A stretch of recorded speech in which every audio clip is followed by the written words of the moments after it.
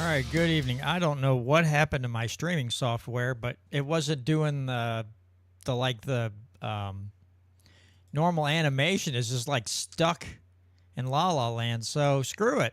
I guess I'll just we'll just kick this bad boy. And here we go again. Voodoo Queen, first one in the live chat, just like every other week. This woman is unstoppable. All right, before I go off into a tangent of some weirdness, start the recording, and we'll proceed with the Freedom Talk. In the restaurant of life, we're putting freedom back on the menu. It's the Missouri Liberty Report with John Williams, working with grassroots organizations and legislatures to make Missouri the freest state in the nation. Let freedom ring. All right, folks, and we are back with another edition of the Missouri Liberty Report. Thanks to those of you who watched the live stream. Listen by podcast or by radio. Thank you all very, very much for that as I try to resize Brandon's window because it just keeps jumping sizes.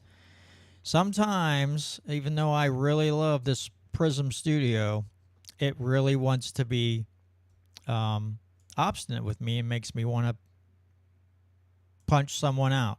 Not Brandon, of course, not my co-host, but other people. Makes me want to punch them out. All right, folks.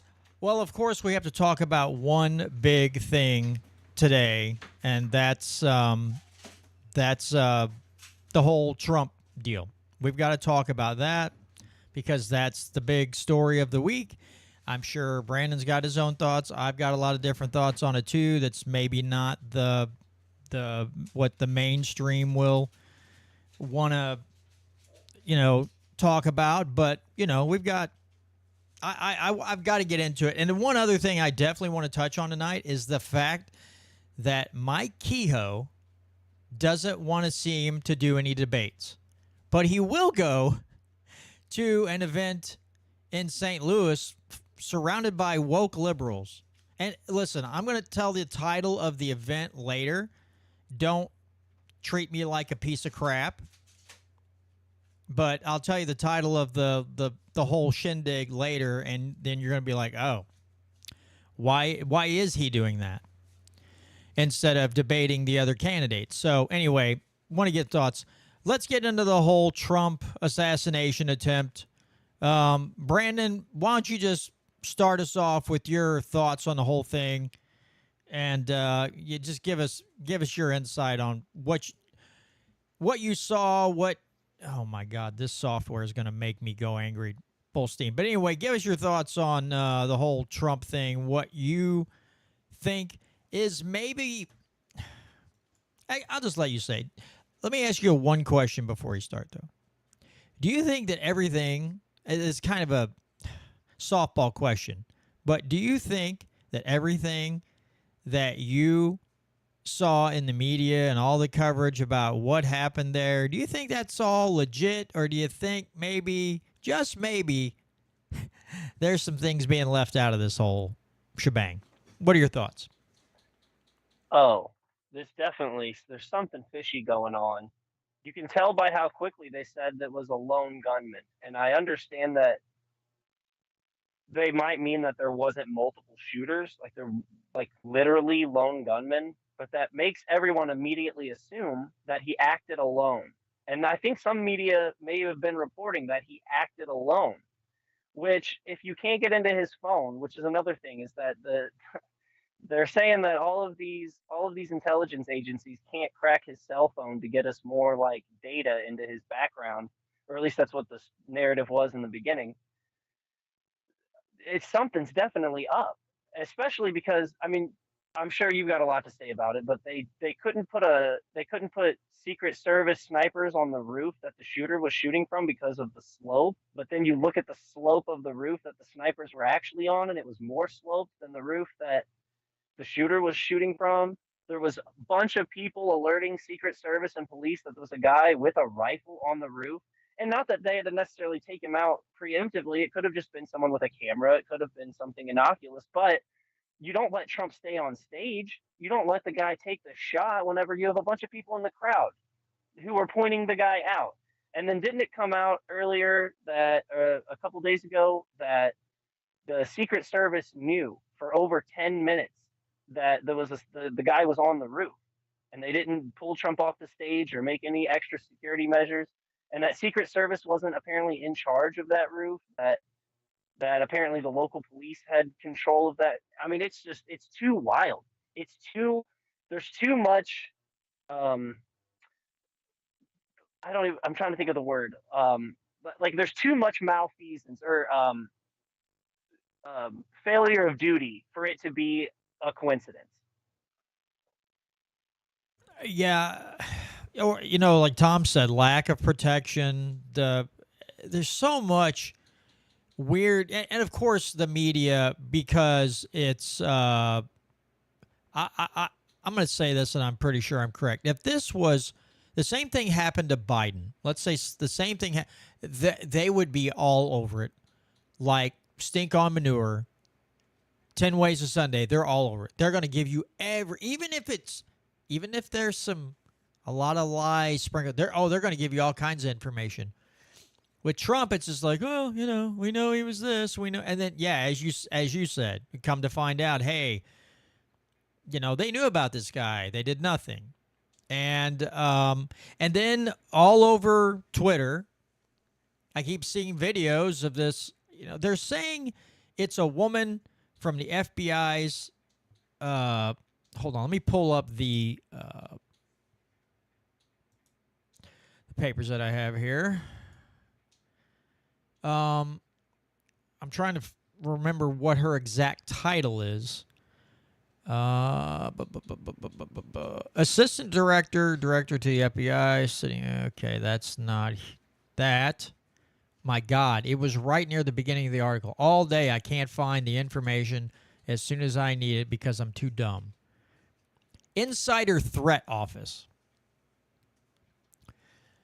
So she's director of the Insider Threat Office. It looks just like her behind Trump to his left. And right before the shots go off, right, she holds up a Biden sign. And she's kind of peeking and off to her, I guess, to her right. And then the shots start. She doesn't react immediately. Then she dips down and picks her camera up and starts filming. It just looks, there's no, as far as I've been able to see, there's no definitive proof that it's her.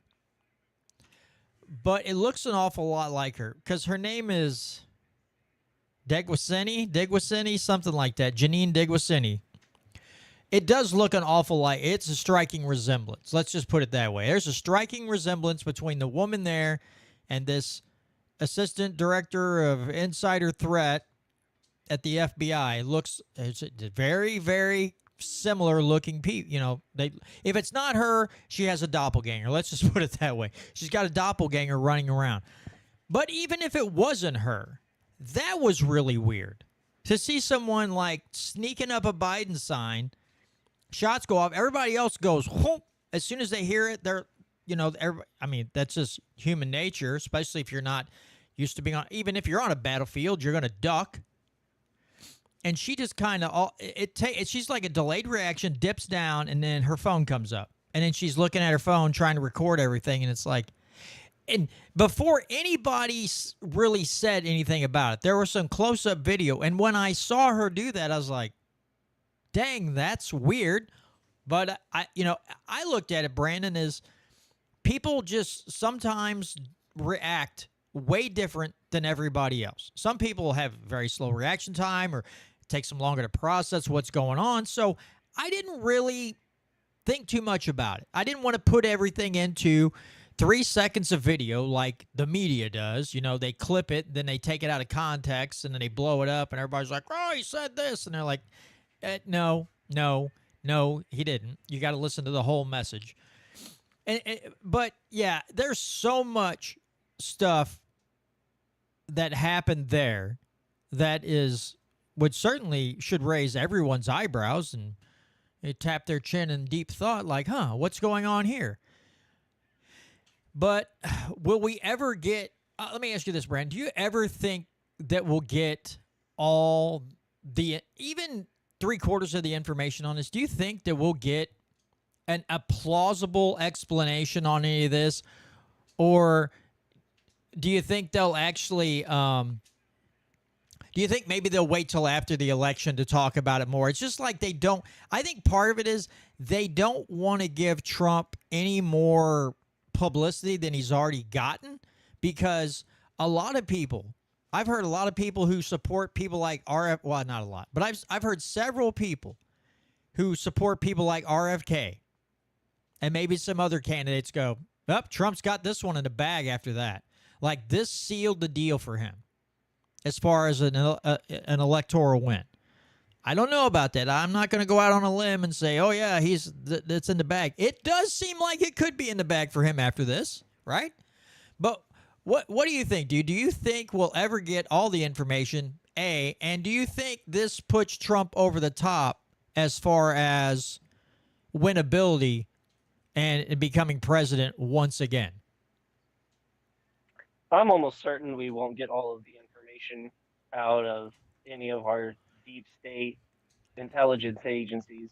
Definitely not. I saw that the Department of Homeland Security had already released a statement just conveniently right after that they got a threat. It was one person at the DHS, I'm assuming an unnamed source, said that Iran was threatening were making attempts on Donald Trump's life, which makes absolutely no sense because Biden and Trump are, I mean, they're both one and the same. They're both giving Israel a bunch of money. Our deep state is still doing whatever Israel wants now. So I don't understand how having Trump killed would do anything.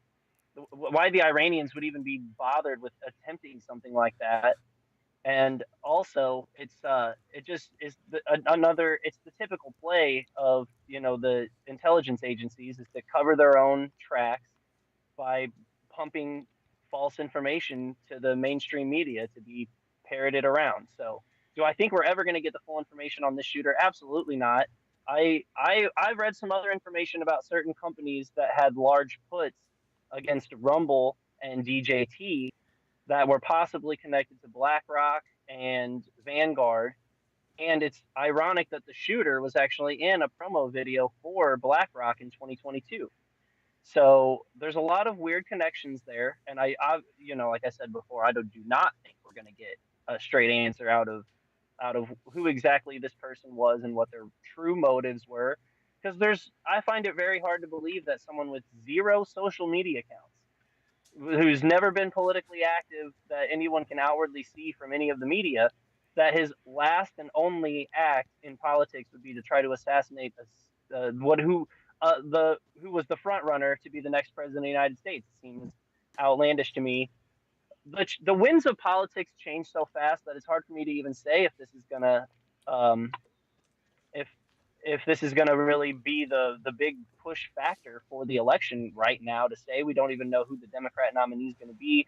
I heard one report today that Biden was going to be out by Monday, and then I heard another report that Biden's not dropping out. But that's probably just what his campaign chair would say until he announces he's dropping out, is that he's not dropping out. But you would also think maybe they just wouldn't reply for comment or make no statement about it at all. So I have no idea if this helped. I mean, right now, obviously, it's helping Trump in the polls, as it should. And like to the point of some people like Dave Smith, uh, it's wrong to like it's wrong to cheer on this assassination attempt.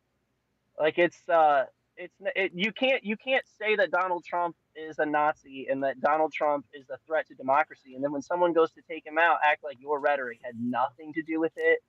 And I'm not even a big like rhetoric means like whenever people try to blame a Tucker Carlson or Ben Shapiro for when a right wing conspiracy theorist goes and commits like a tragedy and kills somebody, the you don't blame the media people on the right. The left tries to do that, and it's one of their tactics is to blame the media people who are like parroting these right wing conspiracy theories or whatever. But if you're calling somebody a Nazi and a threat to democracy, and then someone goes and tries to take that person out, it's hard to say that your political rhetoric had nothing to do with that. Yeah, that's absolutely right. That is a good point, and that was one of my first first thoughts was, they're gonna try to get in and be sympathetic, but it's like no, now you guys don't get to pretend like, regardless of who did this, at a time like this when the country's so divided, you can't just um you can't go around pretending that you had nothing to do with this. Like your hands are clean. You couldn't understand why anybody would do this. It's everything that this country has been through, especially just in the last 4 years. Think about 2020 up to now. Think about everything this country's gone through, and then the media, the politicians, everybody just ramping up, talking about, as you said, calling people Nazis, claiming there's all these threats to democracy, all these things. You can't do all and say all of those things and then get to step back and pretend like you're shocked and amazed that anyone would go to these lengths. And again, when you're looking, as we've been talking about the the lack of Secret Service not doing their scouting and saying, "Oh, look, this slope roof. Well, nobody's going to." They try to. Oh, well, that's a dangerous. Okay, you come look at my roof on my house, which has a major pitch. When we got the roof replaced, every company that came over went and looked and went, "Oh God." You could see their butthole puckering through their pants. They did not want to get on his roof. And then you see the roof of that building, and you're like, that's not a slope. So that excuse doesn't hold water, right? That excuse is, that's trash. And then there's just one thing after the other, and apparently the White House and other things, the FBI won't let certain people talk on the situation. They're buttoning everyone's lips. It's like, huh.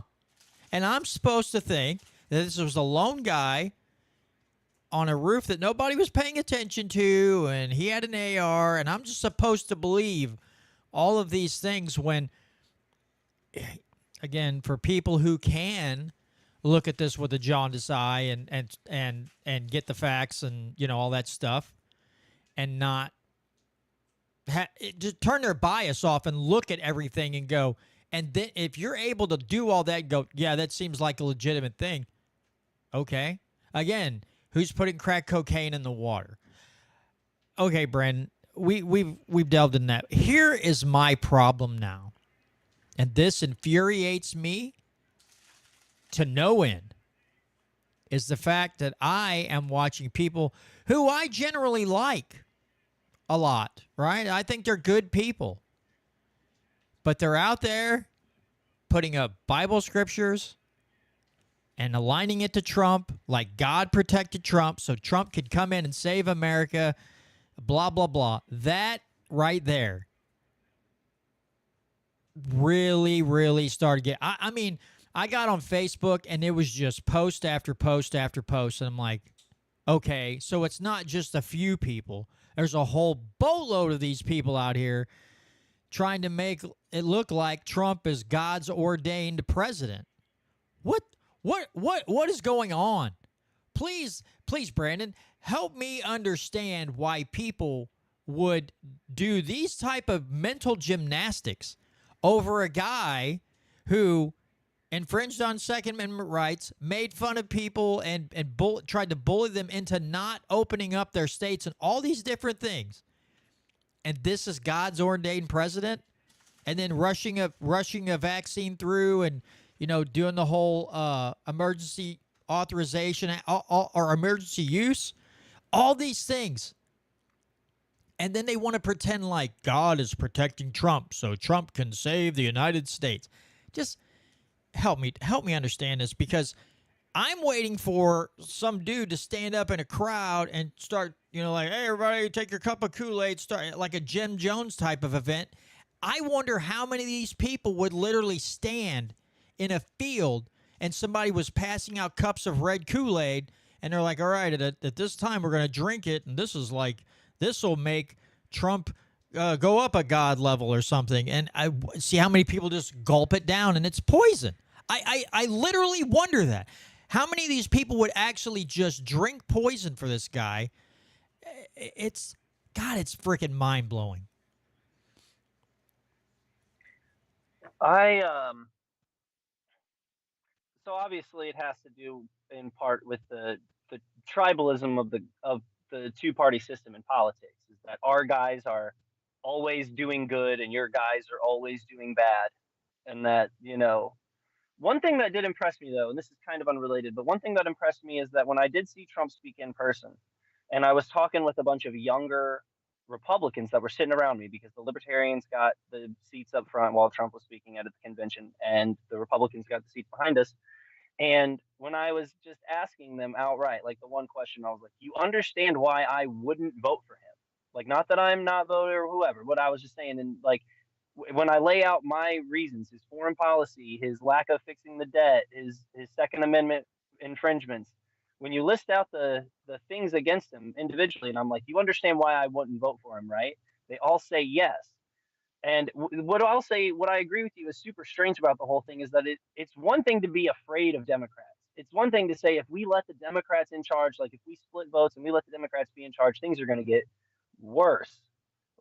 We can have that discussion, but um,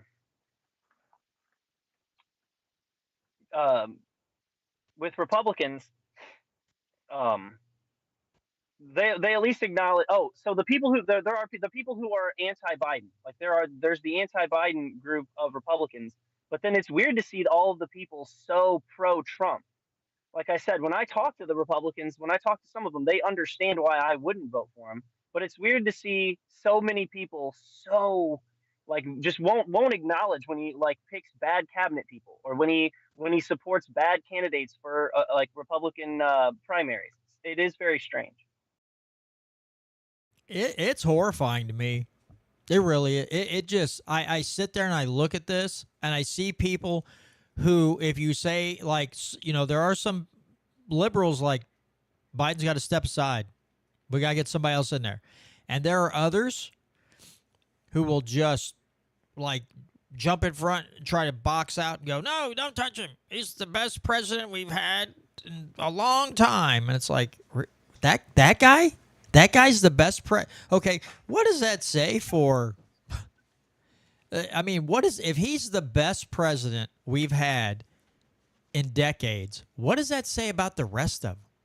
I mean, honestly, if that were true, if Biden was the best president that we've had in decades, my God, what does that say about every other president before him?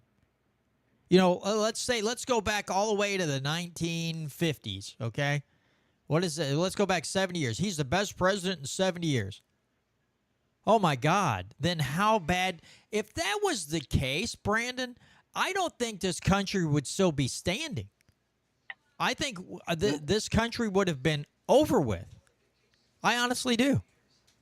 I think that the bar is so low for best president since Reagan. I mean, you can make arguments for Reagan and his war on drugs and all of his other different, all the other different things, but I would say George Bush, George H.W. Bush, and then Clinton. You could make, the arguments there for those guys. They were obviously establishment guys.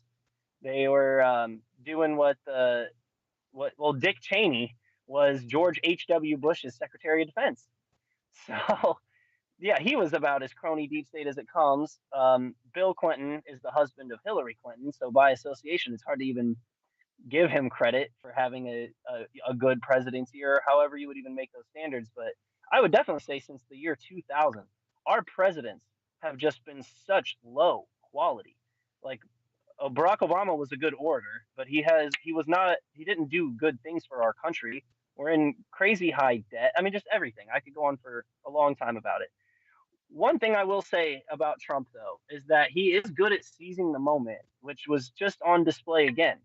Like the moment was there. He got shot in the ear. He gets up. He's yelling, "Fight, fight, fight!" And then the picture with the blood coming down his face. I mean, he took advantage of the moment. He got shot and just jumped up and made a big war cry about it.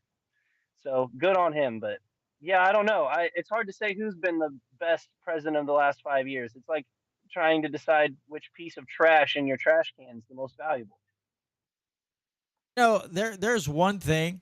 I saw a video of Dana White, the guy that runs the UFC, and they were talking about this. And Dana White and Trump are pretty good friends. If Trump would attend a UFC fight, him and Dana White walk out together, all that stuff. And he was on some podcast. He goes, listen, people like to make fun of Trump and they like to treat him like he's an idiot. He goes, that guy is tough. He really is a tough guy. And I can't say the words that he said clearly because it goes out on the radio, but he was like, yeah, that dude's pretty bad. Like you think he's a big goofy guy. He's like, but he goes, I've seen him in some tough situations. He goes, the guy he's a tough guy. Mentally, he's very tough. And apparently physically, he's kind of tough. So I don't like the guy. I don't trust him to be president, do good things, but I will give him that. Yeah, in that instance, okay. If you're just a masculine type of guy, right, and you're not a woke, masculinity is toxic, and you just look at that, that's like movie type stuff. You're like, okay, that's pretty awesome right there. Yeah. Yep. Like you said, he's not. I mean, he's obviously. I hate the characterization that he's dumb. Like you can characterize him as evil, but he became the president of the United States. There's just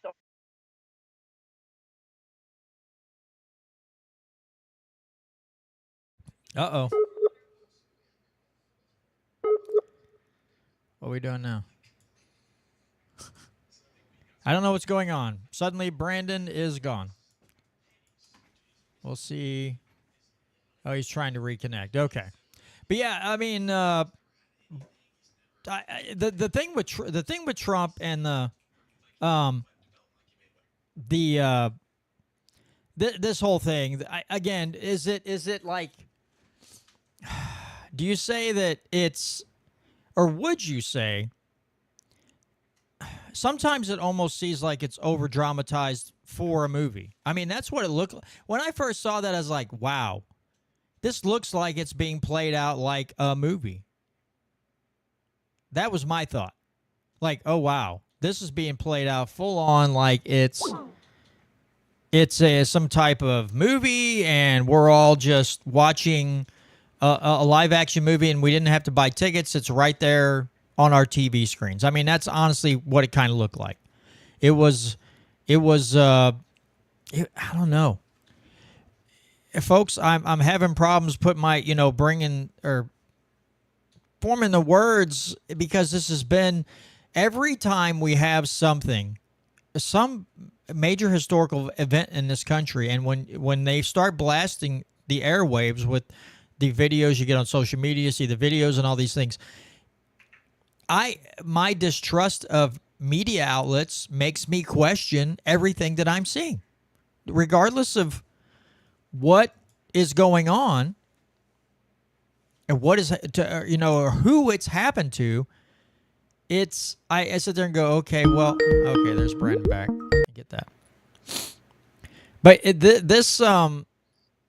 this whole thing of like I said, it looked like a movie to me as far as the way it was played out in the media. Like when he gets up and he's like, fight, fight, fight, and he's got, like Brandon was saying, the blood on his face, like, good God, it almost looks like something out of a movie, and it was really hard to look at it and just go, okay, this is just an in-the-moment thing because of how our media portrays things. And yeah, of course, they're going to try to portray it in a negative for him because they really don't like him. But when you're seeing it in real life, the right after and the video footage starts coming out, I looked at that and went, wow, that was his reaction? I don't know. Everything is just everything about this situation is so up in the air for me, so questionable. And then again, the cult mentality of people everywhere with him is really driving me nuts. And, if I was a person, let's say that I wasn't minded, I didn't have the mindset that I had now. Let's just say that I was like, oh, I'm kind of back and forth between, let's say, Trump and Constitution Party or Libertarian Party, blah, blah, blah. And I'm just looking at that.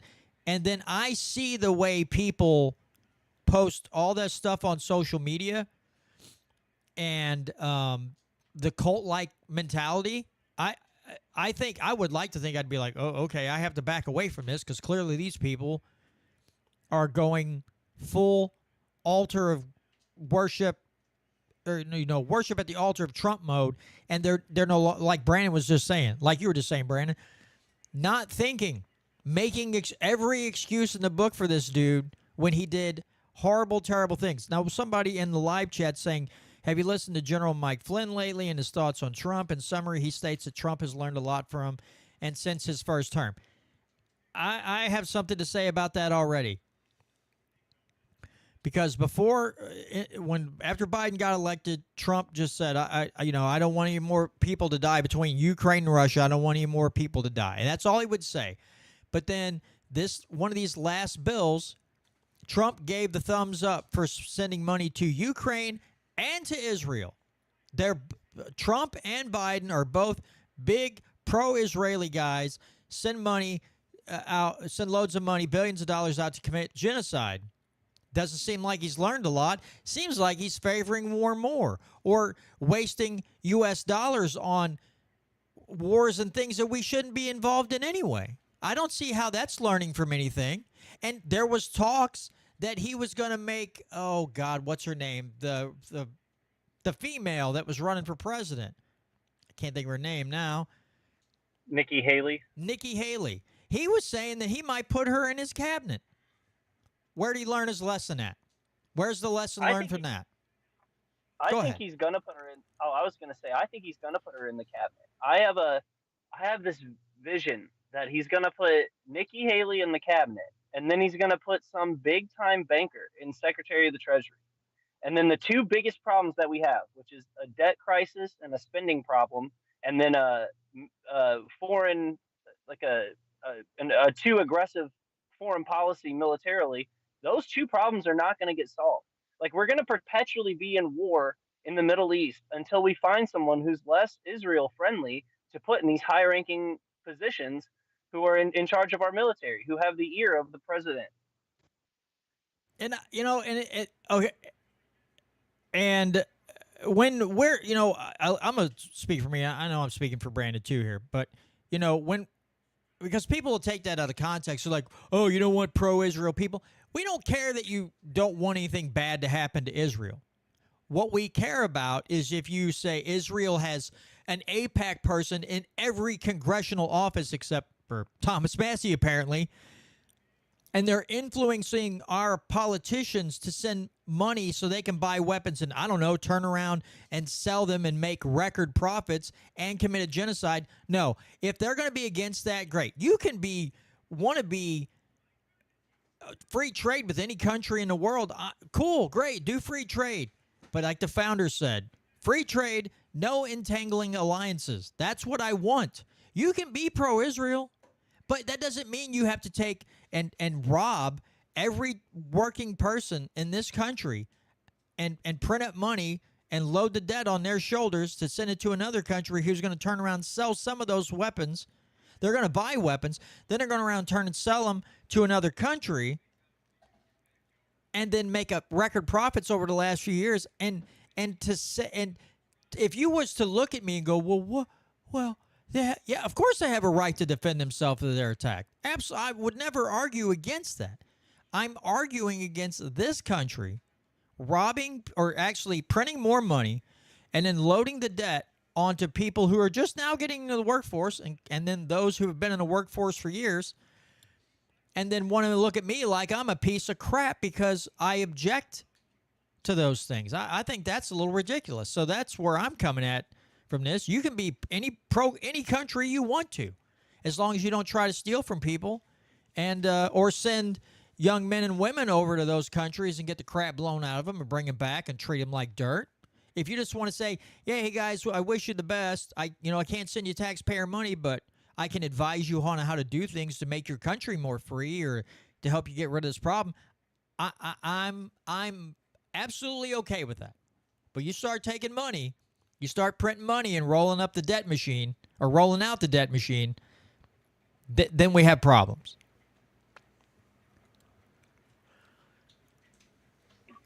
Yeah, I think you said it all. But, and then people are talking about J.D. Vance. J.D. Vance has talked about, and Brandon, I want to get your thoughts on this too. J.D. Vance apparently has said something about wanting to get rid of the ATF. Hey, if J.D. Vance could work out a way to talk to President Trump and saying, hey, we're just eliminating the ATF, I'll take that all day. Do I believe he'll do it? No. Do I believe that'll happen? Absolutely not. Good luck getting rid of these alphabet agencies. They have people entrenched in the political system that are, got the ears bent to them to either blackmail or bribe people to keep their funding and continue to raise their funding every year so they can go around and harass a whole bunch of law-abiding citizens and try to take their guns or make up new arbitrary, unconstitutional, gray area laws or regulations on new ways to keep you from getting certain guns or gun parts or whatever. So, yeah, if he could get rid of that, great. That's not going to happen. Tom Martz makes a great point here, Brandon, and it kind of reminds you of someone else from 2008. It said J.D. Vance became an overnight sensation, writes a bestseller based on his life as a nobody, has achieved a whirlwind success in record time, possibly a Manchurian candidate. We saw, Barack Obama was chosen before he was even a senator. They were eyeballing him. And please don't tell me that won't happen on the Republican side too. People out there want to try to play cover for Republicans. It absolutely could happen with J.D. Vance. He might be the next superstar that they're going to parade out in front of the American public all the time. But I'm sorry. I'm really having excuse me. I'm really having a problem believing that Trump learned his lesson from his first term and won't make those same mistakes again as far as who he brings in as cabinet positions. Like I said, I'm absolutely not convinced. I don't. From what I've seen and the people he's picked so far, it should be an indication of the opposite. First of all, J.D. Vance used to be a never Trumper. Used to say all of the same things that all of the never Trumpers now say. Called him Hitler. Said he could be. In fairness, he said in a text that he could be the next Hitler.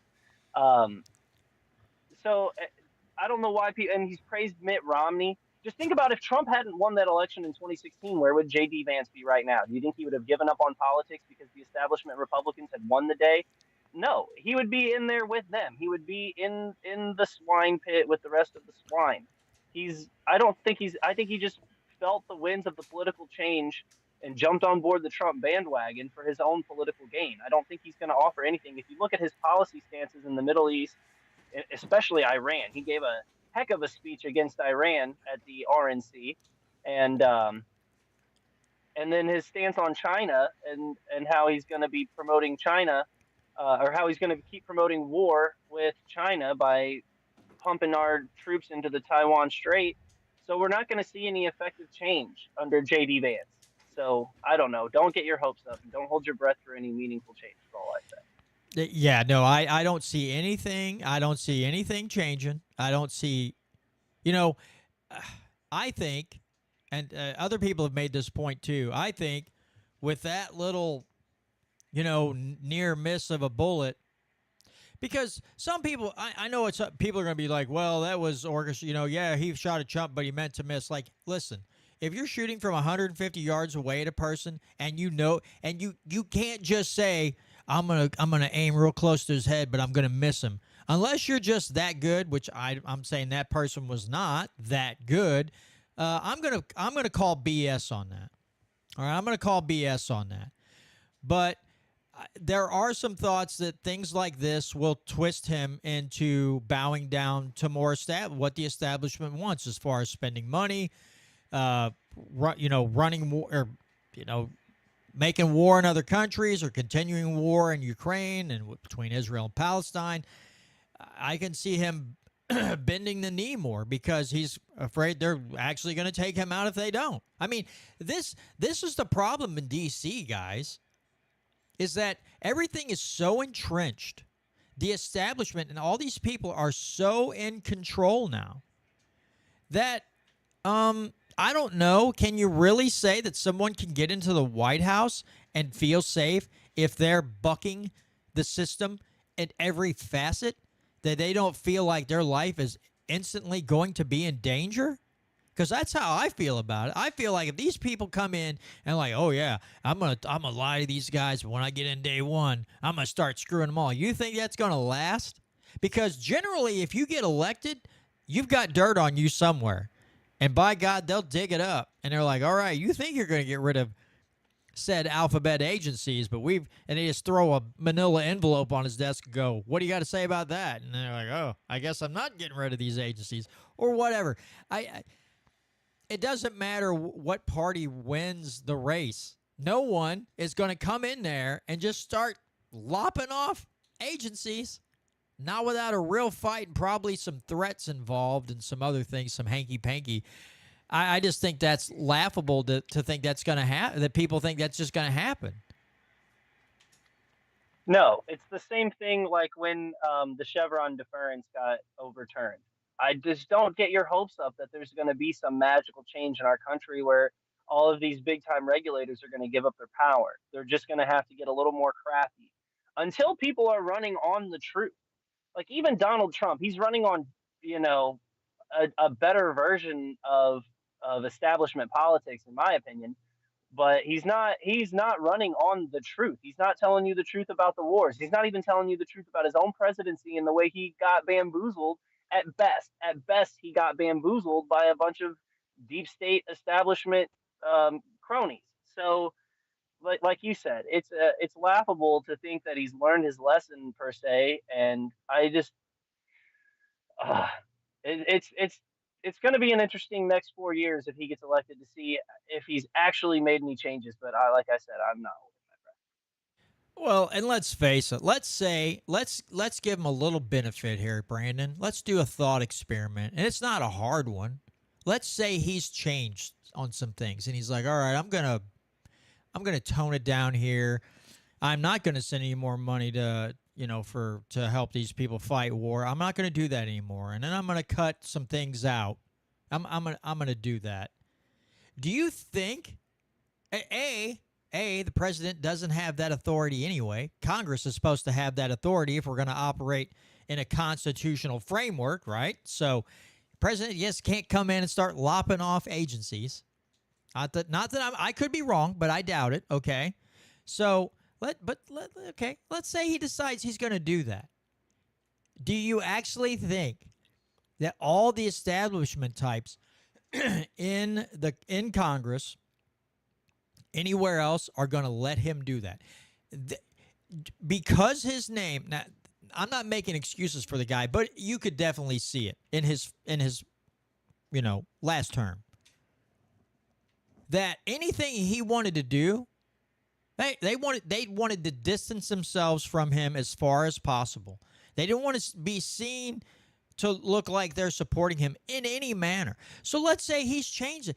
Nothing's still going to get done because these people hate him so much. They're not going to want to help him. The only things they're going to help him with are establishment things. If he wants to continue sending money and funding foreign wars and doing Democrat things, establishment things, running up the debt. If he's going to do that, yeah, they'll cry about it a little bit, but in the end, those things will pass through. But if he tries to do non-establishment things and really start cutting at government, none of these people are going to support him. They're going to run away like they're on fire. And he learned his lesson. He's going to get different cabinet people in. He still has to fight the media. All the people entrenched in agencies and Congress and all these departments, he has to fight all of them. And I'm sorry, there's not enough of his people in office that might be small government minded to fight off all those people. You know who else has to get involved? Has to be millions upon millions of Americans also, I think, honestly, showing up in D.C. to those buildings and saying, hey, you heard the guy, you heard the people in this, you're fired, get out, and start clearing out rooms. Put your stuff in a box, get in your car, go home, and now we're going to board this building up and you're never returning. But just to say Trump and a few of his cabinet members are just going to change the foundation of government, as in the words of Biden, come on, man. Well, Trump tried to pull out of several wars in the Middle East, and the establishment military industrial complex just wouldn't let him do it. James Mattis, he was going to try to pull out of Afghanistan, and I'm pretty sure that's why James Mattis resigned and then went and trashed him in all the media. And he wanted to pull out of Yemen and Somalia. He just didn't see a reason for us to be there, and the military industrial complex would just lie to him about the situation, and so they cornered him into basically continuing all of the forever wars. And also, he couldn't get $5 billion to build a wall in 26 or in 2017 and 2018 when he had the majority in the House and the Senate. So if you think that the Republicans are going to work with him to get anything done for their benefit, here's the thing that a lot of Republicans might not understand is that if the Republicans actually fix the immigration crisis, what are they going to run on in 2024 or in 2026? Like if you actually solve the problem, then you don't get to run on it anymore. So there's I don't think that the Republicans and the establishment Republicans are going to even. That's why they don't make a serious effort to get anything done about the border. If they would have, they wouldn't have done it in 2017 whenever they had the majority in the House and the Senate and Trump presidency when he ran on build the wall. So, like I said, don't get your hopes up. Yeah, that is one thing that is very true about these people. That they're not going to solve the issue, because if they solve the issue, then they don't have anything to keep the left and the right fighting and batting and beating each other's heads in while they run to the bank. They won't have that. They have to have these issues lying about the place for you to trip over and get mad. Oh, who put the illegal immigrants in my lawn again, or whatever? Who put this tax hike in my lawn? And you go, oh, start screaming at the sky or screaming at the people on the left side of the street, and you're like, okay, well, that's been there a long time, bro. Are you just now paying attention? And do you think if you call the idiot brigade in D.C., they're going to show up and fix it for you? Because clearly they haven't been interested in it, and the whole freaking time these illegals have been lying about your lawn, right? They drive by every day and see him, and they just wave at him like, hey, guys, you're doing a great job. Keep that guy ticked off so he keeps voting Republican. It's so dumb. It's so dumb. And again, the cult-like worship of this guy makes it worse. There's a reason. Years ago, my friend Sam Britton played a letter from a minister when Ron Paul was running for office, and he said, I don't want a minister-in-chief. I want a commander-in-chief, but I want a commander-in-chief with a moral backbone, with a moral platform, a foundation. That's what I want. I want a president who understands peace is good, that and to get out of people's lives and all these things. Stop building bigger government, shrink the government, do these things, work, educate the people. That, even ministers like I'll take Ron Paul every day. I don't need a minister in chief because men twist the Bible to their whim all the time. Prime example, everyday people that I would think weren't that, I don't know, cuckoo, are taking scripture and twisting it to make it seem like Trump is the chosen one. Now, people are going to put that at Trump's feet. I'm not blaming Trump for this. I'm blaming people who worship idols like him. People like him because, yeah, he talks a great game and he knows how to talk to people and get them in this to get him on there or get them on his side. He knows how to pump up a crowd. He knows how to work the crowd. He knows how to talk to everyday people in a language that they understand. But then he also knows how to bamboozle them and get them to make excuses for him. And now because somebody was, I shouldn't say this, but somebody missed their shot, okay, and didn't end up killing him like they apparently wanted to. Now we're going to inject scripture in the whole thing, and that is just I don't understand. I don't understand how you can take it that far and really mislead a lot of other people, because other people are going to read that and go and clap like retarded seals, and then they're going to go around and regurgitate it too. And that just really, really, really ticks me off that I'm seeing this. Now, again, we have a lot of people on the left are atheists or whatever, so they're not going to inject that form of religion into it. They'll inject their own demonic ways into something. It's with a religious fervor that these people worship Bidens and the Obamas of the world or whoever else. They do the same thing. But when you see a major religion get injected onto and projected onto a person, making him godlike, I gotta say it's pretty screwed up. I would like to think that that God is focusing on more holier endeavors than than focusing on a guy like Donald Trump, in my opinion. Anyway, John, I am so sorry. I can't get my phone charger to work, and my phone is about to die, so I'm gonna have to sign off. And I am so sorry. Not a problem, man. I appreciate you taking a little time out for the show, man. So we'll see you next week on the Missouri Liberty Missouri Liberty Report, brother. Take it easy. I'll see you. All right, You. take care, bud. All right, folks. So let me click out of that. So it's just me to flap my gums for a bit. But yeah, folks, it's really mind-boggling and irritating, and it really chaps my buttocks. I've seen this from so many people, and people that I thought wouldn't necessarily think this way. I thought, okay, maybe they're they like Trump, they endorse Trump, and so okay. But, all right, I don't agree with that, but that's fine. They're just out there. That's who they want to choose as president. All right, I'm not going to sit here and browbeat them. But when they inject scripture into it and they try to make it sound like, yeah, this guy's God's choice, yada yada, nope. I'm done. I'm tapping out. I cannot be a party to that type of behavior. That's just ignorance. It's really misguided. It leads people down. You would think. Now, maybe these people don't really read their Bible. I'm not saying that. Again, I have to state this for the 100th time. I'm not a biblical scholar, okay? I'm not.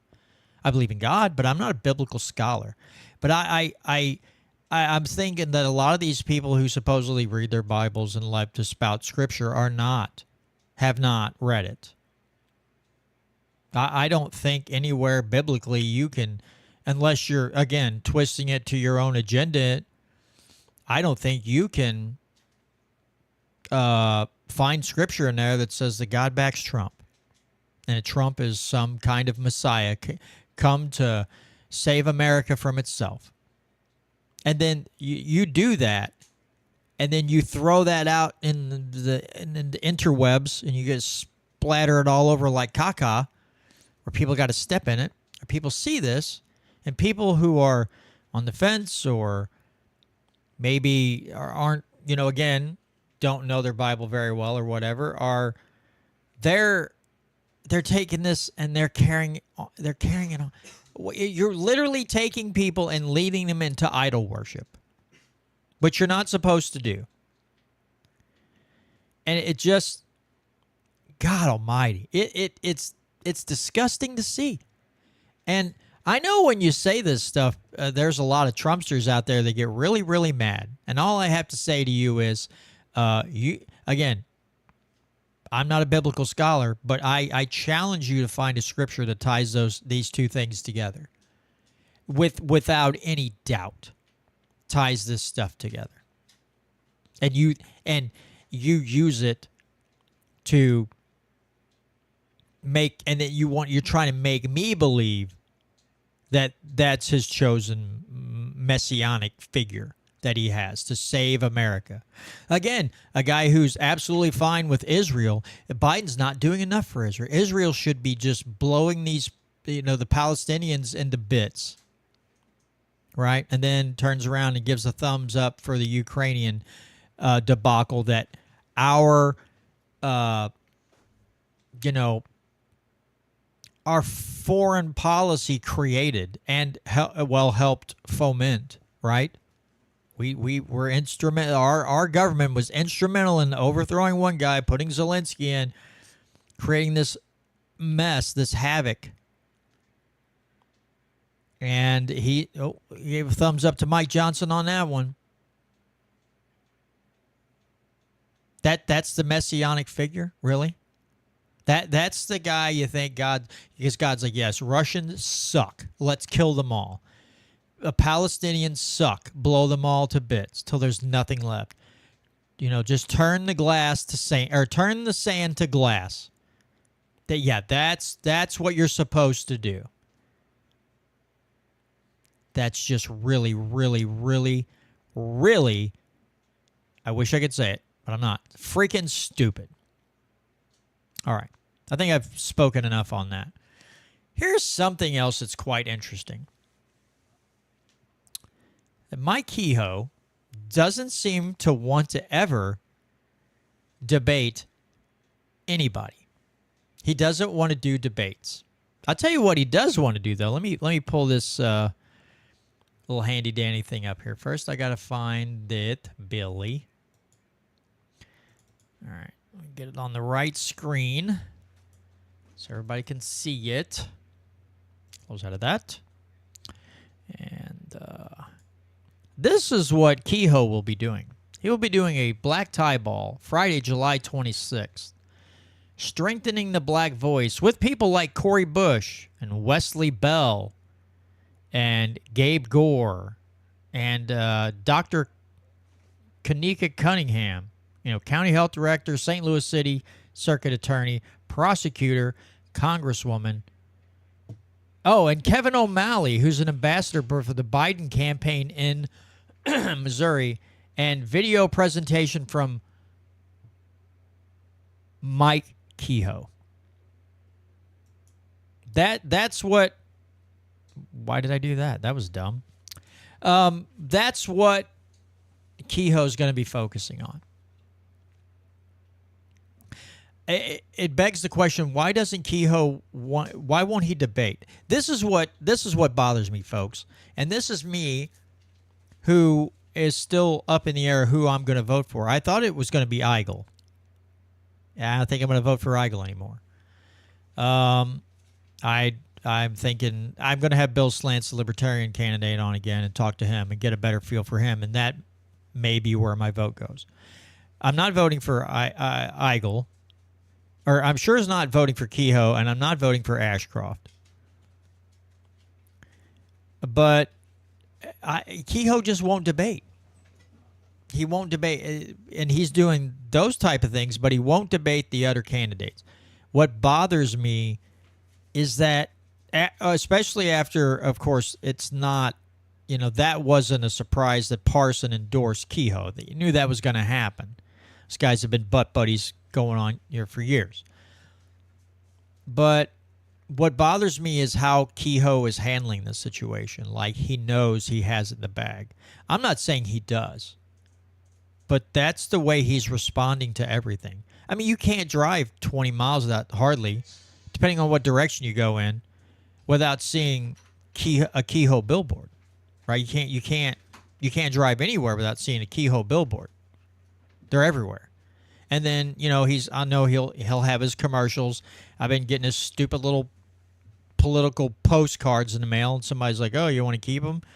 It's like, no, it's too glossy to use as toilet paper, and the edges are too sharp, and I don't want to cut a butt cheek when I'm trying to wipe my butt with this nonsense that you're sending me. But again, I'm probably not going to vote Republican in this election for governor, but it is interesting that Kehoe is not debating anyone. He won't do debates. And he's so entrenched in the establishment. I'm not saying the other two aren't, because, yes, partly they kind of are entrenched in the establishment, right? But what bugs me is how confident he is. Like, he knows he's got it. And the way the election systems are, even in the state, oh, okay, that's cool. The way he's acting, I don't know. It bothers me. It bothers me with the way these things, the way the voting systems are, everything else, and he's just walking around like he's got it. And it really gets on my hackles up, because I don't know what's going to happen here. I don't know what's going to happen at the primary, any of this, because he's acting like he's just got in the bag. Now, we know. Okay, I'll read this comment. Sherry Lou says, I so wanted to like your platform. Unfortunately, I find your vitriol to be unproductive. It's probably the Trump thing. That's fine. Everybody's got their opinion. I appreciate you checking in on the live stream, Sherry Lou. But with Kehoe, I mean, Kehoe is on the wrong side of just about everything. He is the epitome of an establishment Republican candidate. He is the epitome of today's rhino Republican. Very, just very, anything the big boys, the big lobbyists want, he's going to do it. He has no qualms with, raising your tax, do whatever. He has no issue. He has political aspirations of climbing the ladder. David Dwyer says, where's Brandon? Brandon was at a location. He was not at home, and he drove to a different location to use Skype, and he couldn't keep the device that he was using Skype through to charge, so he had to bow out before it died on him. So that's where Brandon's at. But, yeah, he's definitely he's thinking governor, and then he's thinking Congress, or, he's thinking to be a rep, probably a senator. He wants to continue climbing the political ladder all the way to the top. It's just the way he's acting. You can almost read it in these people anymore. When they act the way they do, it's not, he doesn't want to be governor to do great things for Missouri. He wants to be governor because it's a nice stepping stone up to the halls of debauchery in D.C. Yeah, and Tom Mart says, so how dare you question everything? You're only supposed to question the other side. I know. Tom's rubbed off on me in a horrible way. It's not just Tom. I've been like this for a while. Right. Excuse me. I'm just questioning every freaking thing I see because, again, folks, yeah, I backed Eigel for a while. I know I did. And I kind of have to apologize for that because I just fell into it, I fell into it. The way he voted on school choice and some of these other things is like, I don't know what it is. I have a bad feeling. And you guys may not, and that's totally your choice. I am not here to endorse campaigns. I'm giving you my thought.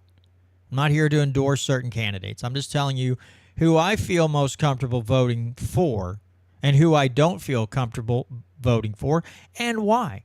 And people like Sherry Lou clearly are... okay, maybe I shouldn't say clearly. It seems as if Sherry Lou's going to vote for Trump, and that's fine. I'm not telling you you can't. You do, if you think that's what's best, go ahead. But if you think that he's a changed person, and if you think that he learned his lesson from his first term and that he's just going to do a complete 180, I mean, I you know what? I hope to God that that's true, but I really, really doubt it. And that may be seen as unproductive, but to sit here and discuss the fallibility of a candidate that people think are infallible, that are perfect, and they're just exactly what we need, and we're not. He's not done anything wrong. I think you're lying to yourself, and I think you're lying to everyone around you, and that's just not a good way to live your life. Again, if you're going to ignore the bump stock ban and the CARES Act and all the trillions of dollars in spending, again, when he first got in, he's like, all right, we're going to start cutting out some regulations. I was like, yeah, buddy. And people are like, oh, we had the lowest gas prices underneath Trump. Well, you're leaving out the part where millions of people were not going to work. So, it's that whole supply and demand thing. Gasoline wasn't in big demand, so the supply grew and the price went down. Basic economics. Yeah, of course gas was cheaper. Don't get me wrong. I hated the circumstances under which gasoline was so cheap. Everybody should just been going to work, right? They shouldn't have done what they did during COVID. But I'm not going to say I didn't enjoy those low gasoline prices, because I was filling up. Let's see. When that whole started and gas prices really dipped, I had a Ford Edge. It was an SUV before I traded for this sedan that I have now. And it was great to fill that thing up. It was way cheaper. I was like, oh, this is amazing. But to just say it was because Trump was in office, well, that's wrong. But again, that's just, we have two cults: Republican, Democrat. I'm not going to say this about all Republicans or Democrats. There are some Republicans out there who are probably libertarian but choose to stick within the Republican platform.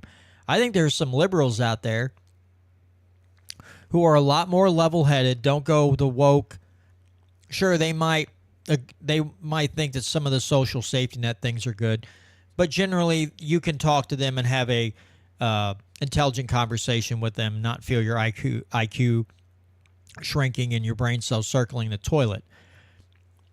I think there's some people on both sides that are level-headed and very smart people. And they just choose to stick within those parties, maybe thinking that they can invoke some change and get things done. But, there's some good grassroots and Republican central committees in this state that we have.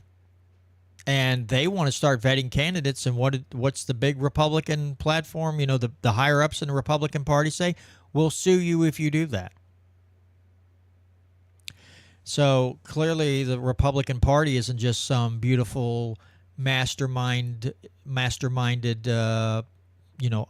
outfit, some thing that's just like, oh my God, these people are amazing. It's just because they're different and they say different things than the left. But when they get in, they act a lot like the left. They act very establishment. Kehoe would be one of those people. Ashcroft, some things he's good on, some things he's bad on. Eigel is good on a few things, and there's things he's bad on. Here's a sticking point that I bring up that people don't agree with, and I get it, but I don't get it. And Tom Martz has been asking this question, and he got me asking the same question, because they talk about not letting China own farmland in Missouri anymore. No more foreign-owned land in Missouri anymore. Okay. Again, Tom asked the question first. I have to give the credit to Tom because Tom got me thinking. Because I used to be like, yeah. The question is, and folks, this is a very important question, where in the state constitution does it lay out the fact that a governor or a body can abolish certain people owning land, certain companies owning land in Missouri? I'll tell you again, I'm not the scholar that Tom is, but I'll tell you there is no such clause in or a section or clause in the Missouri State Constitution.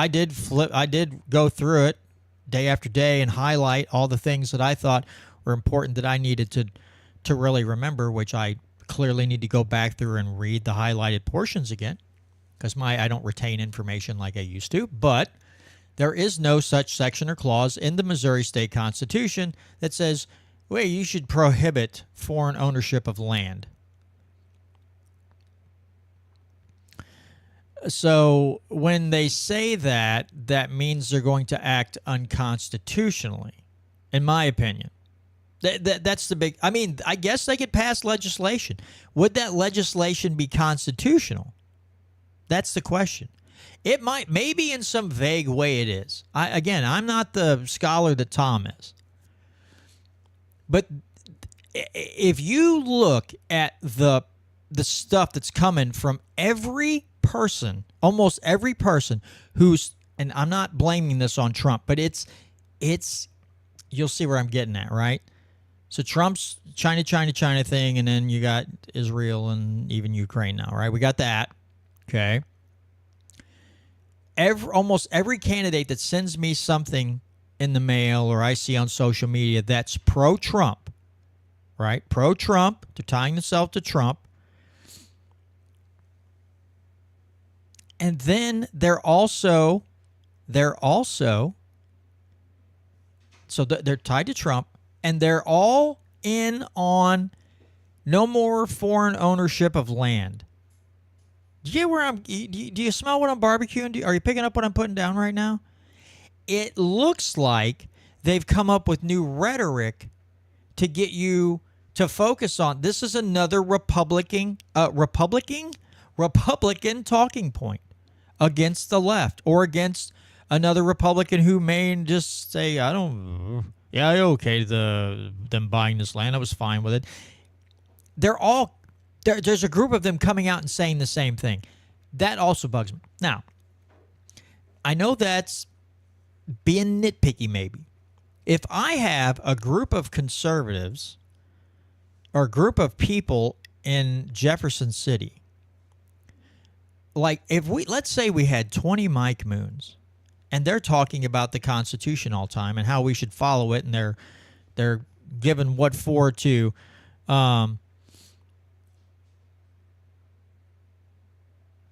not sticking to the rules and not sticking to the Constitution. Okay, so they're I'm okay, and there's a group of them saying that. I'm like, okay, because that's not trying to pit people against each other. That's saying, hey, we've got rules to abide by, to govern by, and we should stick to these rules, because anybody that understands the Constitutional Republic goes, oh yeah, that's common sense for us out here who are actively using our brain cells and our synapses are firing. But it just seems like they're all the people who are riding Trump's coattails, running for office here in the state of Missouri, are all saying this thing. Maybe they all get together and go, here's a platform that this is part of the new platform. It just seems like party rhetoric. It seems like another thing to throw out there for people to get them foaming at the mouth and to fight over. When Eigel says, I want to get rid of personal property tax, brother, sign me up.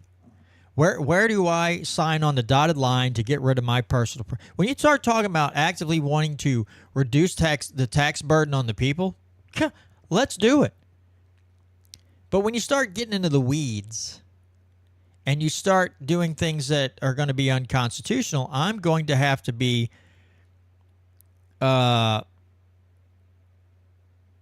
I'm going to have to bow out on. If you're doing things that are unconstitutional and you're doing things that go against the rules set forth that you are to govern by, and you choose to ignore those rules because it's popular with people who don't understand the state constitution, I can't get behind that.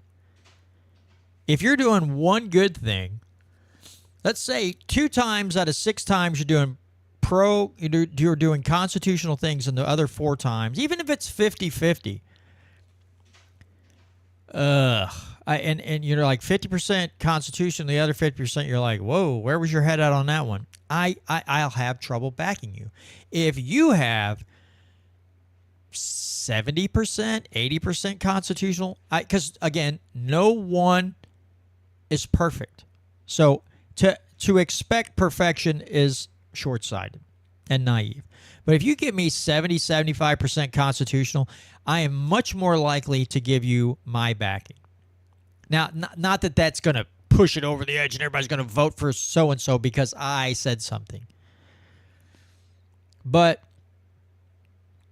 I will choose to try to help you and get the word out for you to win whatever seat you're running for, because you tend to be very constitutional in your thinking. And that's where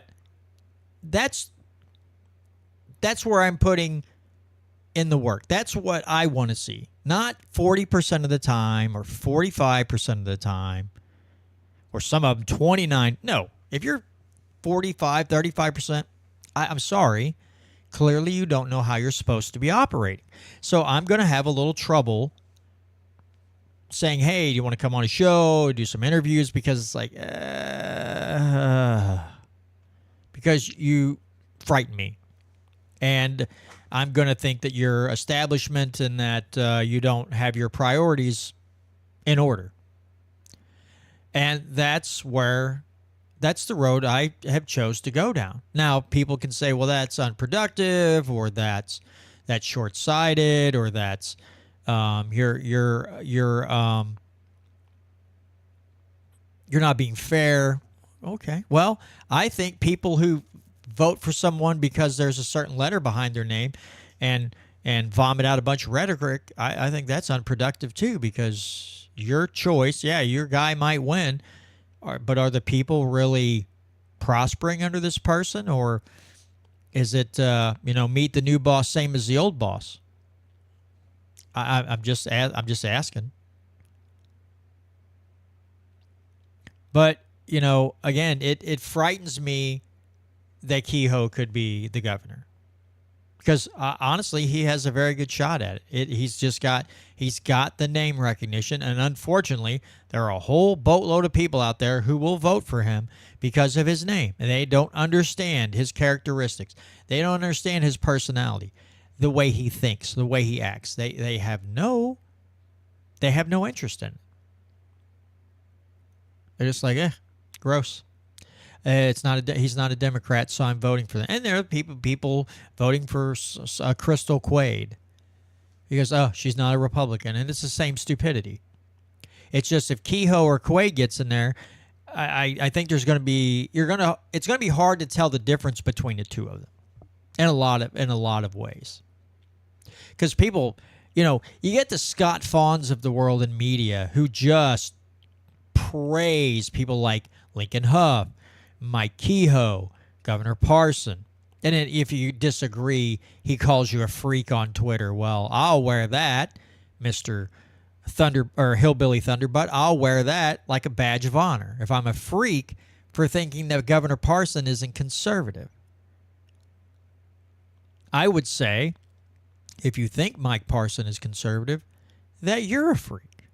But of course, he's not going to say that, because Speakeasy Scott, he gets to rub elbow, and he loves. That's the thing about Mr. Hillbilly Thunderbutt. He does so love to brag about how he rubs elbows with all these highfalutin people in the Republican Party, as if that's supposed to impress me or make me think that suddenly that you're just levitating above the crowd and you have a better understanding of how government's supposed to work than the rest of us. I find that laughable. And I mean, it's bordering on hilarious that he thinks he should garner some kind of special attention, and that we should all just listen to Scott, Fawn, Hillbilly Thunderbutt, Speakeasy Boy, whatever you want to call him. We should bow down to him because he rubs elbows with these people. Okay, there's a lot of people who rub elbows with people in government, and guess what? The majority of them are scumbags, and they're people that I couldn't trust them as far as I could pick them up and throw them. And if I only weigh 145 pounds, I ain't picking most of these people up and throwing them. They're going to have to be quite tiny, like a baby. So, yes, there seems to be a common rhetoric. I'm going to call it rhetoric. You can say whatever. There's a common theme coming out of the camps of Eigel and several of these other people out of the Freedom Caucus. And it just seems to be this cohesive thing. That's the big thing. Foreign ownership of land.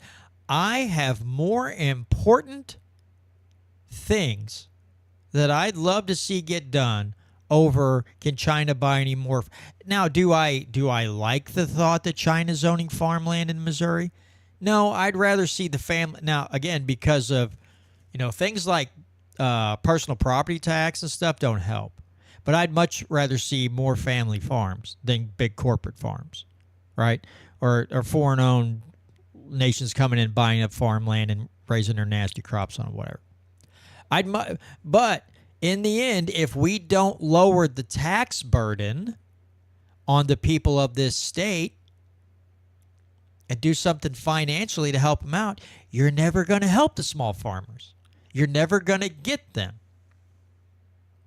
We're never going to get family farm a majority in this state if these jackwagons don't give up things like personal property tax.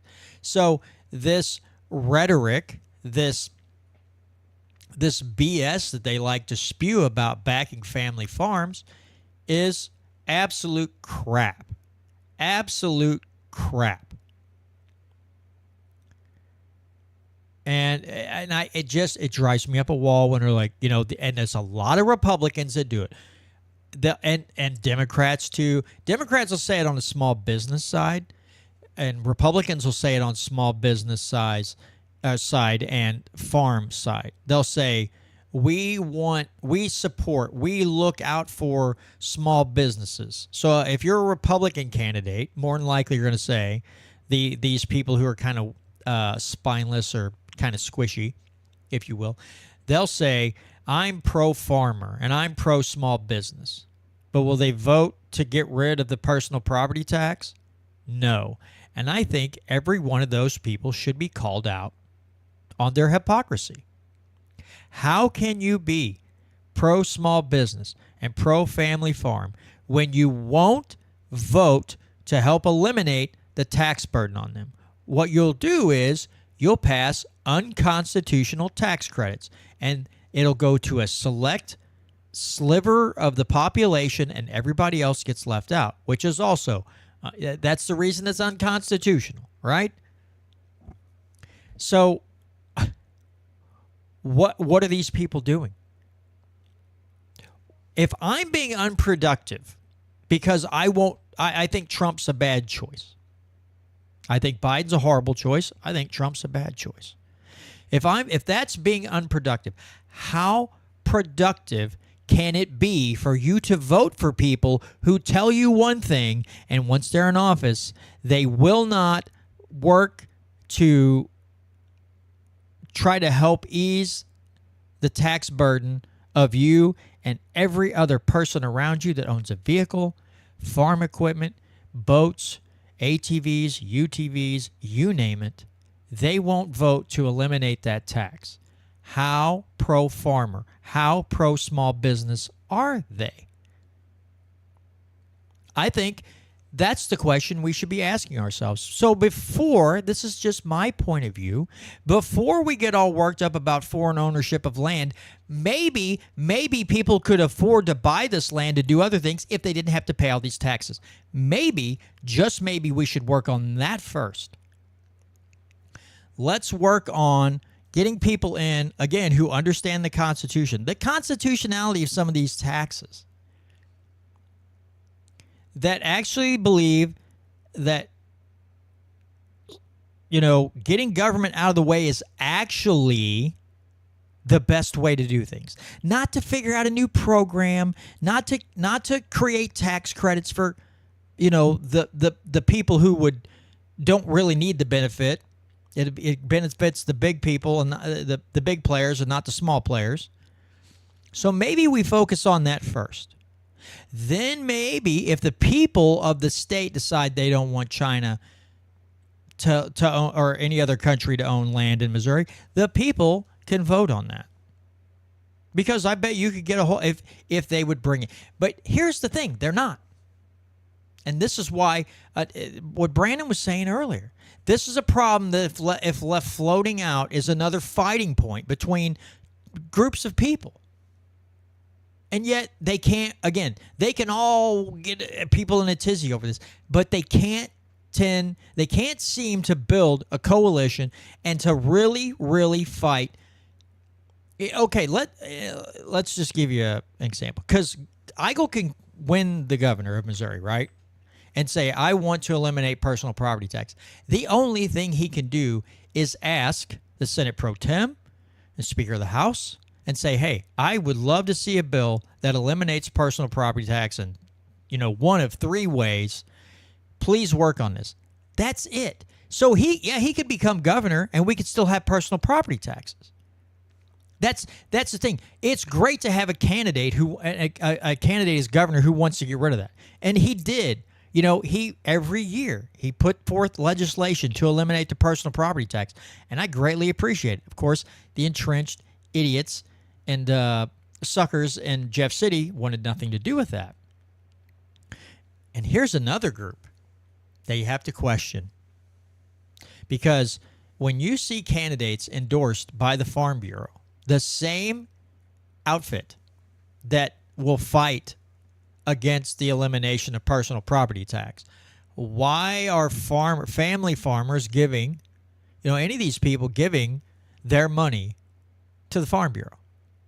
If they're you're a farmer and they don't want to see your tax burden lifted a little bit, just give you a break. They don't want to do that. The Farm Bureau doesn't want to do that. Maybe it's time to bankrupt the Farm Bureau. Maybe it's time for people to stop giving the Farm Bureau their freaking money. It's like, okay, if you want to go and influence election or influence politicians, you're going to have to get your money a different way. So I think farmers need to look at getting away from the Farm Bureau. I think the people in Jeff City, if they want to be serious about helping the people of Missouri, they need to start working on lowering our tax burden. And then after that, if you want to do the foreign land ownership and all those other things, have at it. Let the people decide.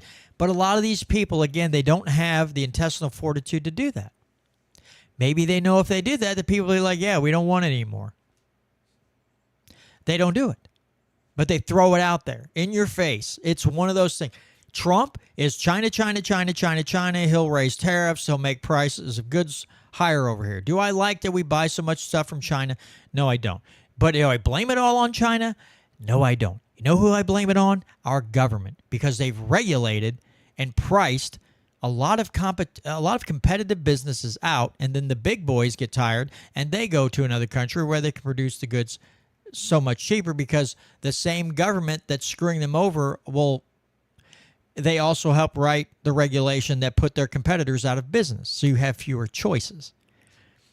But Trump wants to put it all on China, and you can't. You can't do that. You have to. The blame squarely sits for the most part from the idiot brigade in D.C. Debauchery Center. And so you have that, and now we have the foreign land ownership in Missouri, and these things just seem to tie themselves together, and it really bugs me. I don't like it. I would like for people to not ride the. I get it. I understand the political side of it. If you can get Trump's endorsement and he's the favorite to win for president, it helps you win an election. But I don't think this is just, I want to ride his coattails to get into the door. They clearly think that Trump is the Messiah. Some of these guys do. And that's a problem. That's a big problem. If our governors, if we have state reps that think that Trump is the second coming of Christ, they don't need to be in office. Because if they're willing to make excuses for the things he's done, they're going to make excuses for the things they do while they're in office. That's a problem. And the people who support them will make excuses or buy the lame excuse and ignore the bad things. And guess what? We'll be in the same exact situation, possibly worse, that we're in now. It fixes nothing. It's a name change on the door, and that's it. How is that going to help Missourians? It's not. That doesn't help us. If we got coattail riders, but they don't have a spine to buck leadership and say, "Hey, dude, I know you think you want this bill done. And trying to build a coalition that tells the leadership to go, take a long jump off a short cliff." We're still where we're at right now. Nothing changes. That's a problem. That's a big problem. Now, how do we solve it? There's no easy answer. The main problem is, and this is going to sound like a swipe at everybody. It sounds like I'm painting with a broad brush, but for a good section of the public, uneducated and not thinking clearly. And how do you solve that? Again, government has a firm footing and a stranglehold on education.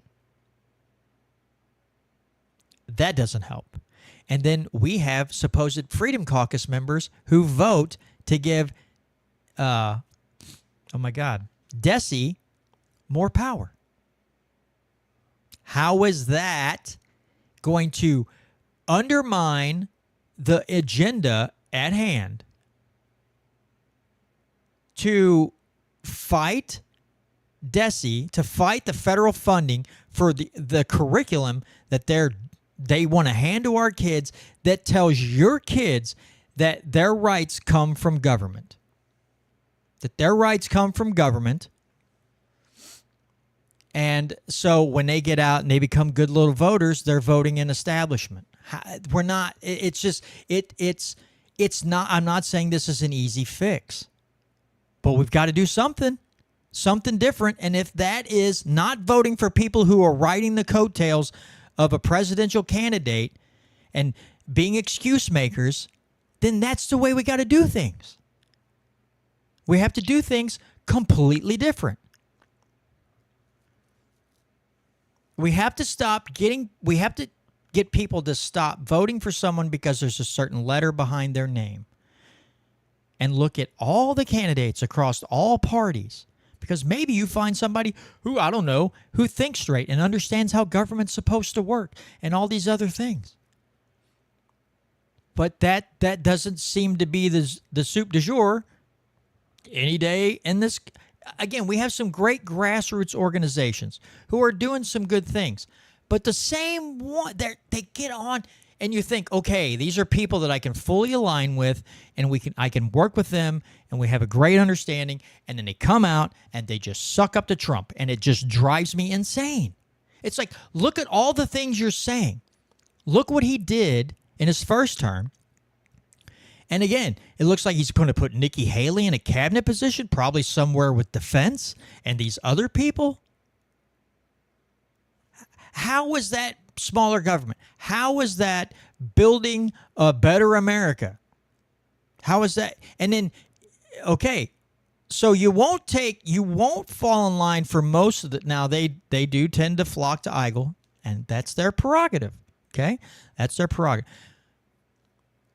But it's like, okay, you're so hell bent on fixing these things, and I'm with you on those. But then you go and do that, and you make this messianic stereotype or something of Trump. It's like, come on, guys, you're this close. It just, I don't know. It's maddening. And people are going to make fun of me for being more libertarian. That's fine. But there's a lot of libertarians I won't vote for. Chase Oliver is one of them. I won't vote for Chase Oliver. I won't.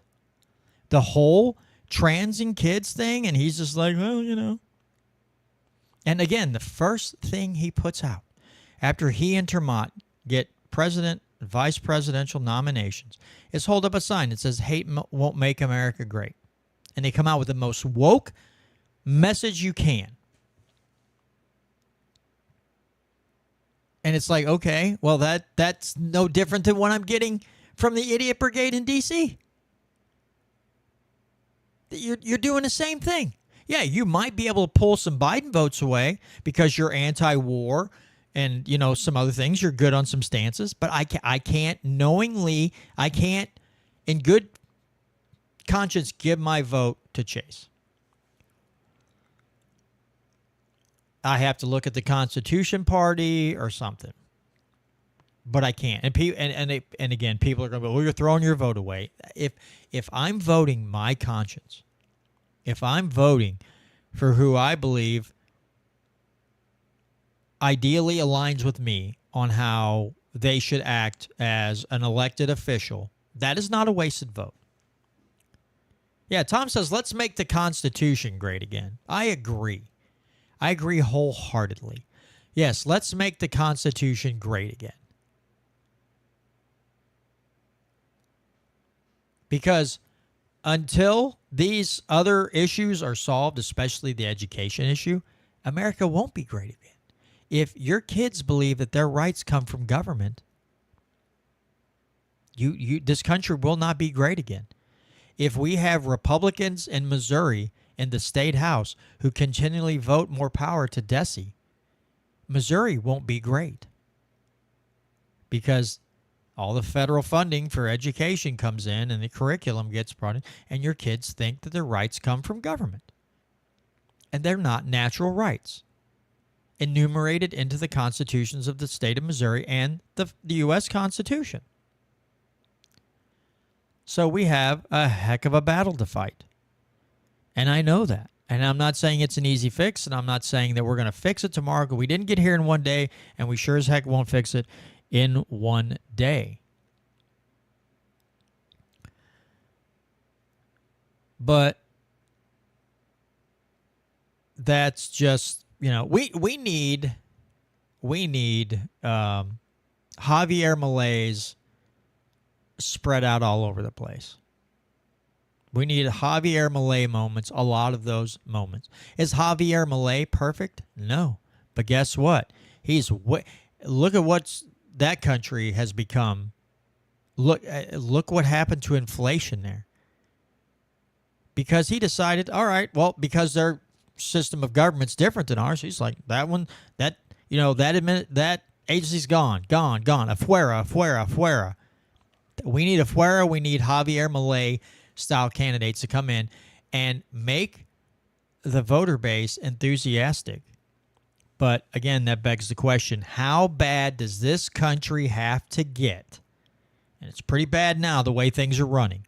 How much worse does this country have to get before you get some Javier Malays who are elected to get the base pumped and understanding the parasitic state that we live under?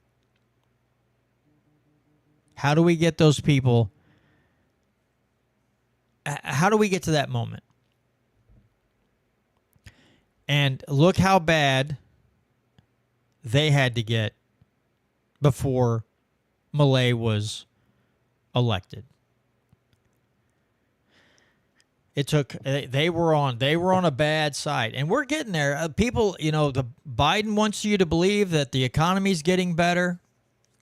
Oh boy, that one's. I mean, if you believe that, boy, you got the glass pipe in your hand, and you got the Bic lighter going.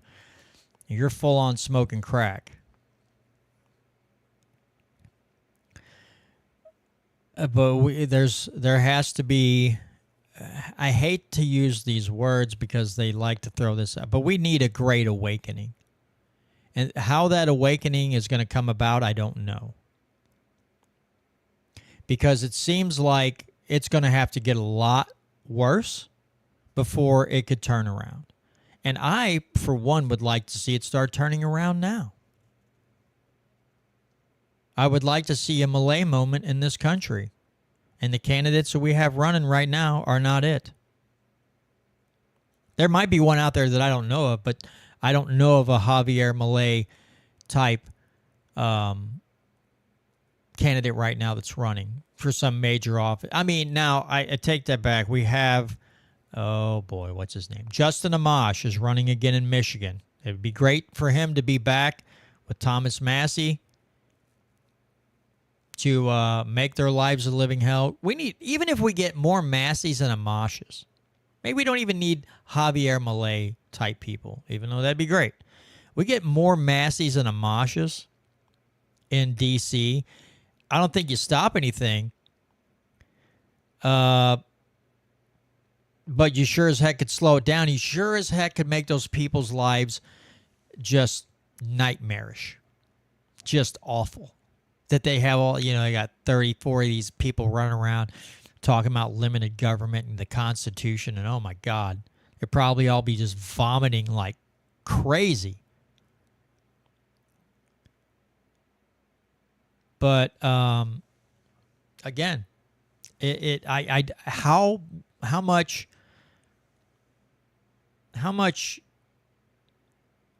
worse do things have to get? I think that's a legitimate question. How much worse do things have to get before we don't have some of the most polarizing figures in American history vying for the President of the United States?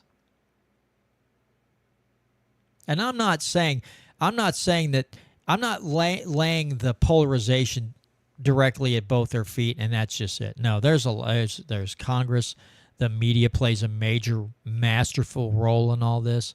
But we keep getting the most polarizing, polar opposite type figures and a more divided country all the time. And yet nothing changes. Nothing changes. Trump could win. Yeah, sure he could. Are things going to change?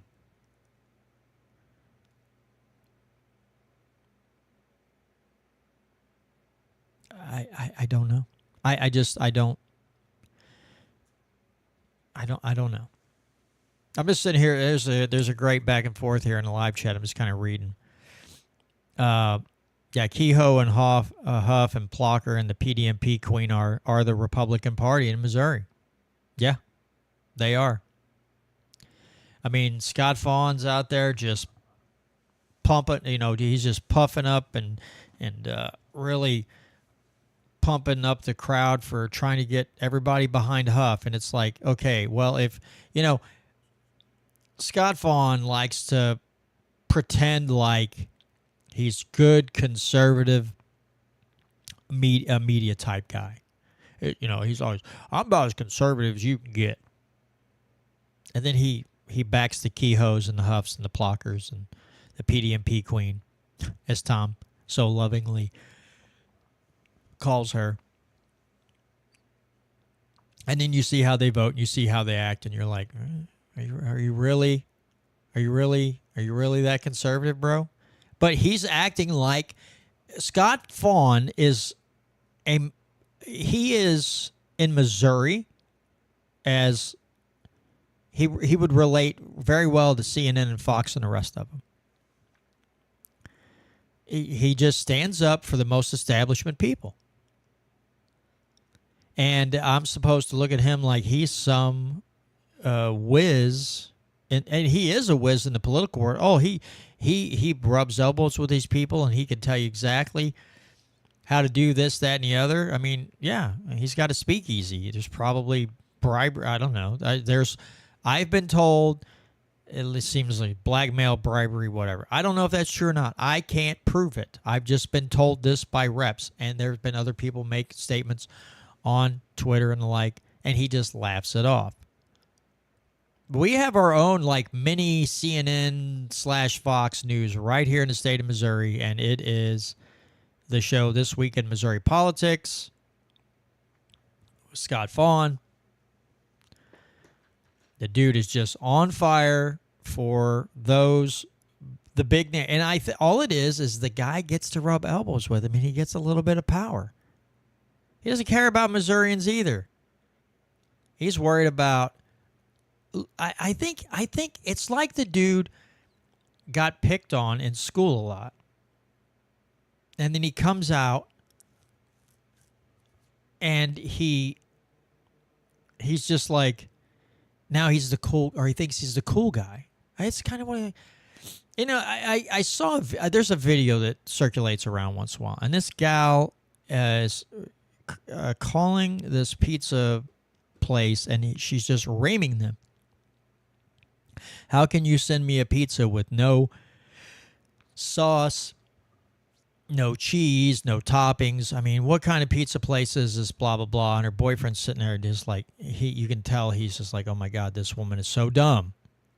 And then he flips the box over and opens it the other way, and there's all the stuff. And she's like, she feels real dumb.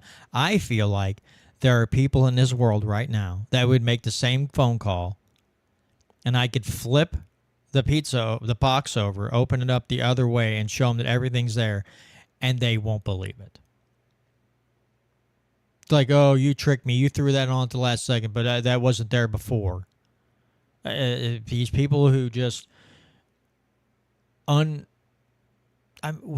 no regard for their own intelligence or the freedoms of those around them, they just worship at the altar of these two polarizing figures in Washington, D.C. And you just look at it and go, God, I could make the most fantastic PowerPoint with the audio clips of everything of what they're saying, and you will deny it to the end, or you will make excuses. I can flip that pizza over and show you the toppings are there, and you're going to say that I put them there, and it's a plot by the deep state, or it's a MAGA style, conspiracy to make the other side look bad. That's what I'm going to get. And you're just like, wow. Again, who put the crack in the water supply? Who did that? Who put that crack rock in that water, baby? Dang. And again, Tom, it's in a Fiji bottle, but it's filtered water. I have to say this every week now because Tom likes to think that I'm crazy because I drink Fiji, and I'm not drinking Fiji. It's just in a Fiji bottle. It's an ongoing joke that will probably continue as long as I do this show. Now, I'm happy to say that after that meet and greet that Holly Jones had in Eureka, and I said something, and the woman didn't like the adjectives that I used, saying weird. That joke is crazy enough to me, did not stick around for people like, oh, you freaking weirdo. I'm surprised that one didn't.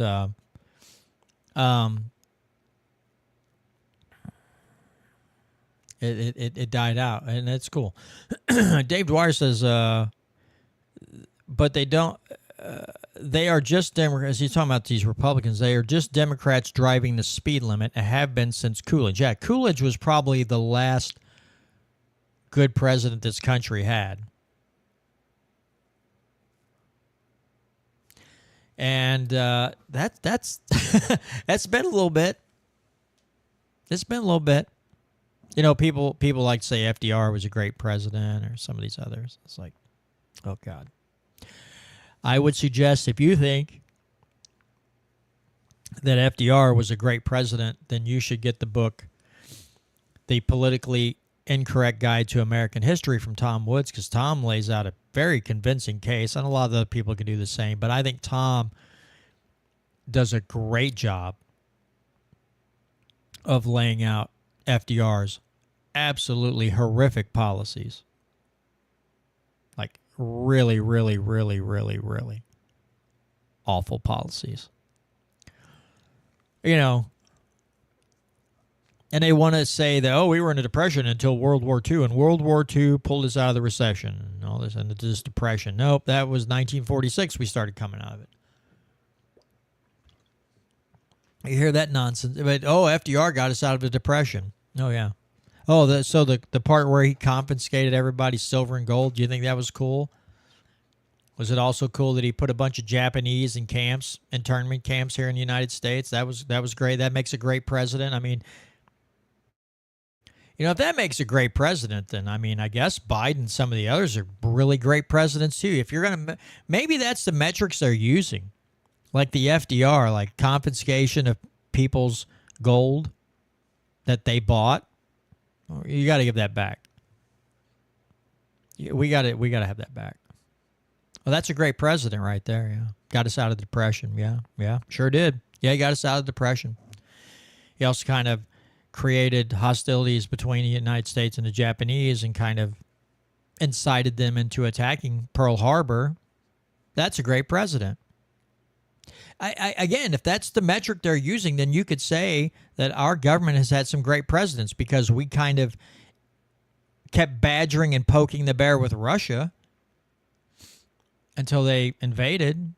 And then Putin's a horrible guy. If that's the metric, if that's the measurements you're going to use, if that's the points that you're going to draw, if you're going to say FDR was a great president and you're going to say Biden's a great president, then if that's the metrics you're using by how he treats his own people and that how he treats other countries into inciting maybe an attack, then he's a great president.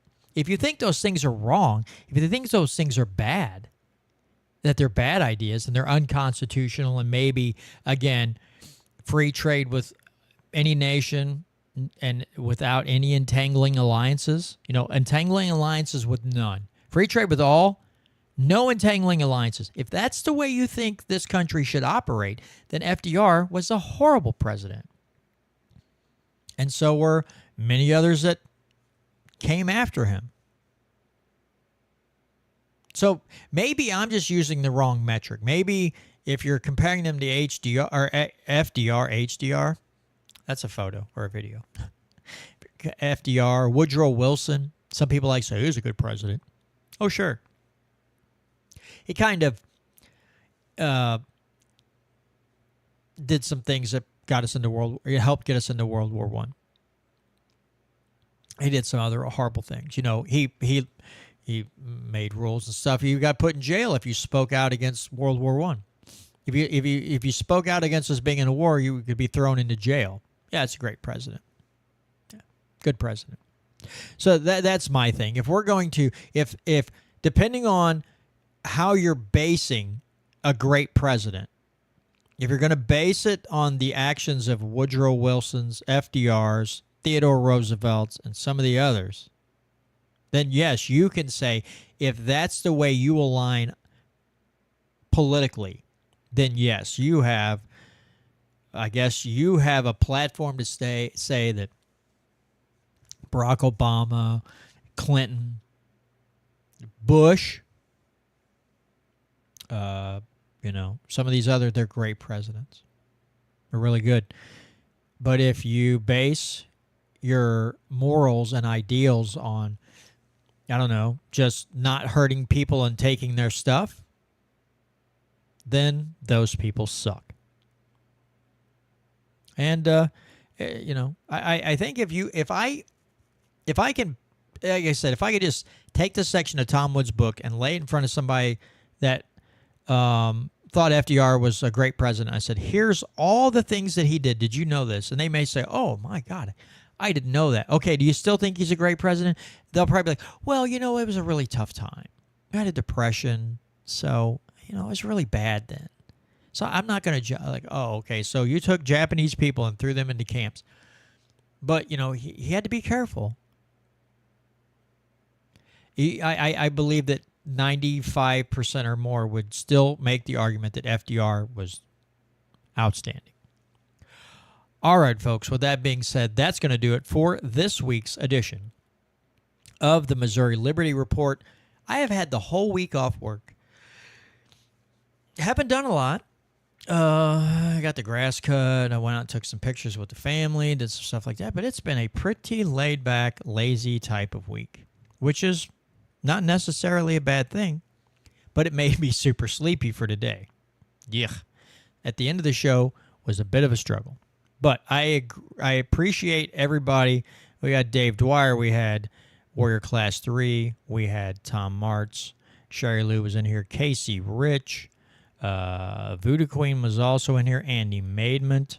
So the normal gang plus a couple others. So it was good to see everybody in the live chat. We got people in the live chat we got people watching on Rumble, but no comments, and that's fine. Glad to see you all on the Rumble side.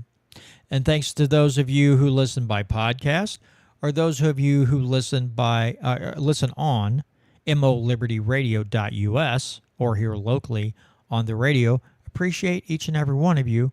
Again, that's going to do it for this week. Next week should be back to normal. Hey, Chad Humphrey jumped. Hey, Chad, you jumped in right at the last second as I'm getting ready to end the stream. But good to see you back in here, brother.